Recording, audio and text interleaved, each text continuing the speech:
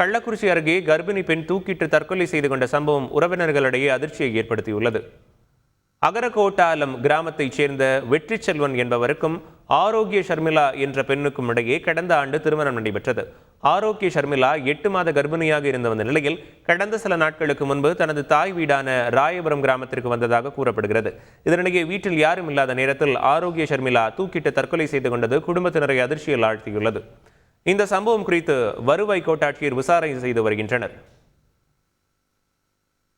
கள்ளக்குறிச்சி மாவட்டம் சின்னசேலத்தில் செவிலியர் சிகிச்சை பார்த்ததால் நோயாளி உயிரிழந்ததாக உறவினர்கள் குற்றம் சாட்டியுள்ளனர்.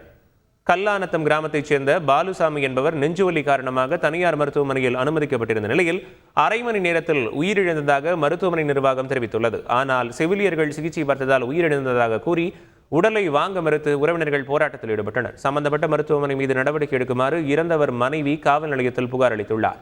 இதனிடையே சுகாதார பணிகள் இணை இயக்குநர் ராமு மற்றும் மருத்துவர் செந்தில்குமார் பாலுசாமிக்கு செலுத்தப்பட்ட ஊசி மற்றும் சிகிச்சை விவரங்களை கேட்டறிந்தனர். செய்திகளை உடனுக்குடன் தெரிந்து கொள்ள உடனே சப்ஸ்கிரைப் பண்ணுங்க.